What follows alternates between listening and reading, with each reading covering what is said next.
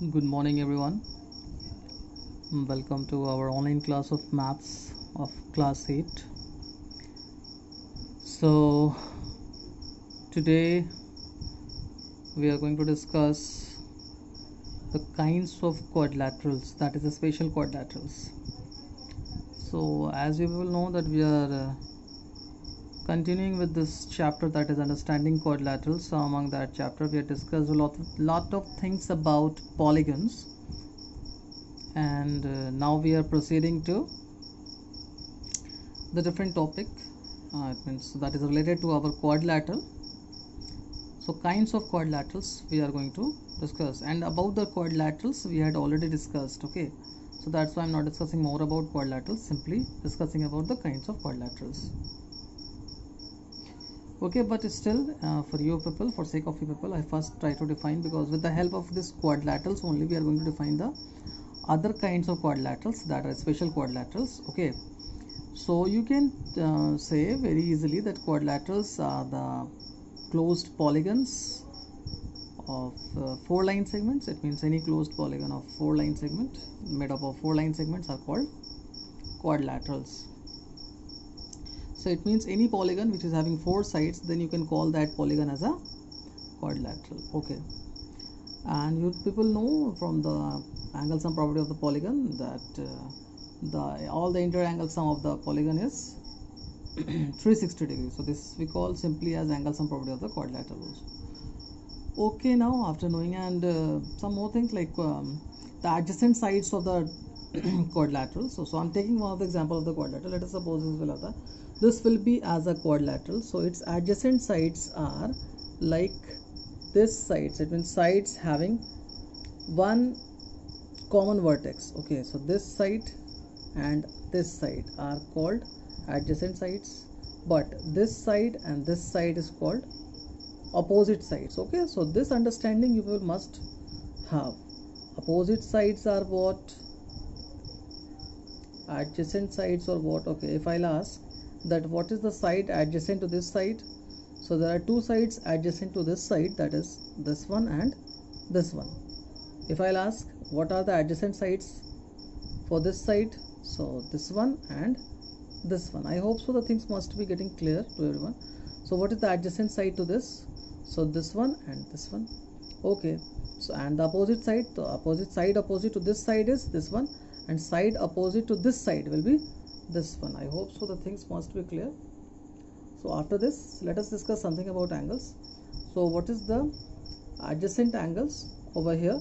So these two are the adjacent angles over here. Okay, it means any two angles having one common arm.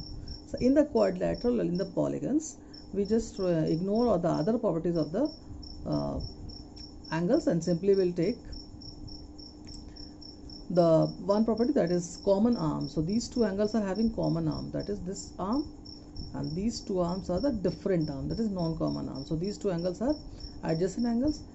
And what about this angle and this angle, angle 4 and angle 2, that these two angles are opposite angles of this quadrilateral. Okay, now this is enough, I think so. Now let us move for discussing about the kinds of quadrilaterals. So based on the nature of sides or angles of a quadrilateral, it gets special names. It means that these quadrilaterals are also going to be a quadrilateral only, but since they were having some special characteristics, so that's why they got some special name. Okay, so that only we are going to see one by one. Okay, now let us not waste more time and see. The first kind of quadrilateral is your trapezium. You can see over it is written trapezium. Now its definition, we can easily use its definition, and we can easily define this: a quadrilateral whose one pair of opposite sides are parallel and other pair are non-parallel. This is very easy.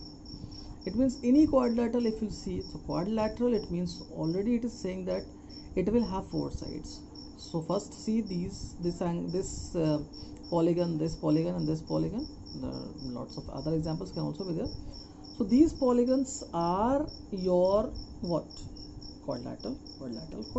Okay, now First we check that these are quadrilaterals. Okay, quadrilaterals. So quadrilaterals in which there are two opposite sides are parallel. It means one pair of opposite sides are parallel. One pair means two sides must be there. So see, this side and this sides are parallel to each other, and one pair is non-parallel. One pair of opposite sides. Keep this thing in mind, opposite. So that's why I discussed earlier only about the opposite and adjacent sides. So this and this sides are opposite sides. So these two are non-parallel.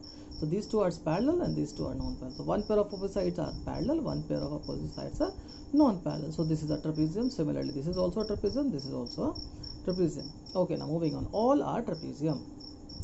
Out of its four adjacent out of its four pair of adjacent angles, its two pair of adjacent angles are supplementary angles. You can see over here how many pairs of angles it is having. So four pairs. How? 1 2, one pair, 2 3, second pair, 3 4, third pair, 4 1, fourth pair. So out of these four pair of angles, only two pairs are going to be supplementary angles. So 1 and 2 are the adjacent angles because they are having one common arm, that is this. These two are supplementary angles, but we cannot say that 1 and 4 are also supplementary.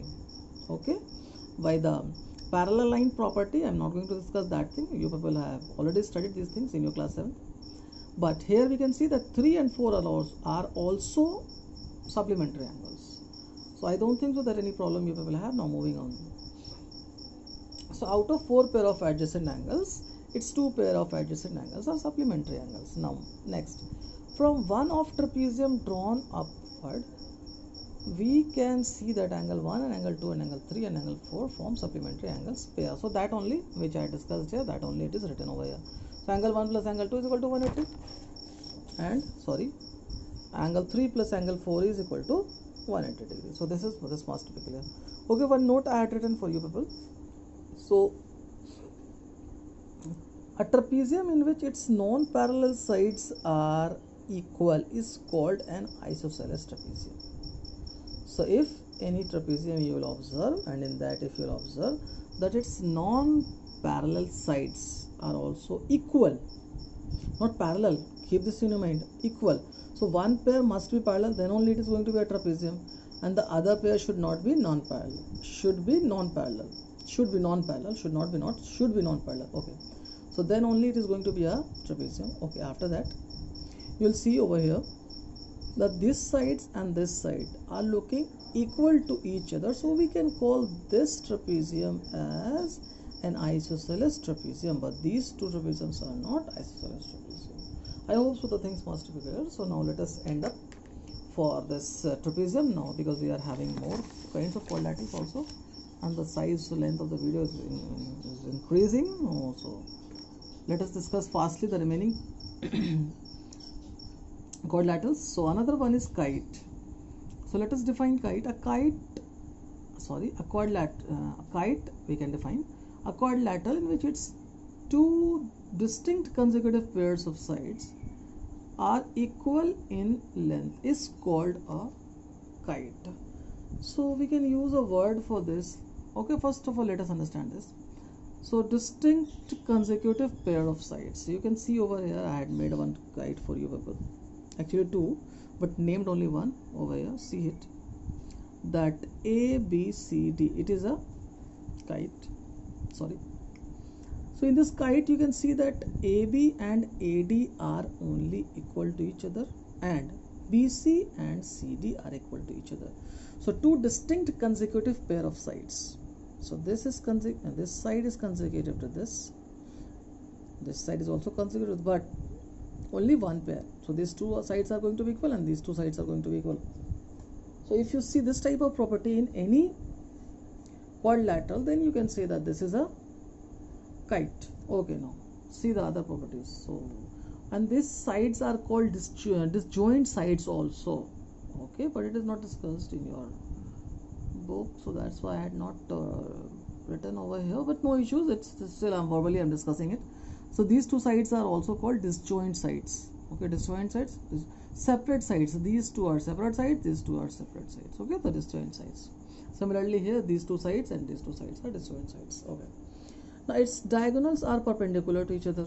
Its diagonals, this and this, are perpendicular to each other. See this, BD and AC are perpendicular to each other. Here it is forming. It means their intersection point is O, and they are forming a 90 degree over here. Okay, so if they are forming a 90 degree, so they are it means being perpendicular to each other. And another thing you can observe, that AC is bisecting BD. AC is bisecting BD. You can easily observe that AC is bisecting BD, and so it means only AC is bisecting BD. And you can see here that this angle and this angle are going to be equal, and this angle and this angle are also going to be equal. So it means this one of the diagonals are going to bisect the angles also. This angle, this angle, this angle, this angle are being bisected. So it means you can see that half properties it is following. It means it is bisecting, the diagonals are bisecting two angles only. That is one diagonal is bisecting the other diagonal only. The other one is not bisecting the first one. Okay, so it is also half. Another thing you can see that it's one pair of opposite angles are equal. It means angle ABC, this angle, and angle ADC, this angle, are also going to be equal to each other. Okay, so here also half, because these two angles are, we are not talking that these two angles are also equal. So three half properties you can observe over here. Okay, so I had written its diagonals are perpendicular to each other. First one, it's one pair of opposite angles are equal, and this one I have not written, so it is left to you people. Just you can write it by yourself, that one of the diagonals bisect one pair of opposite angles. This can be written over here, so I had left it for you people. So these three properties are called the half properties of the kite. What it is called? Half properties of the kite. Okay, that's it for kite.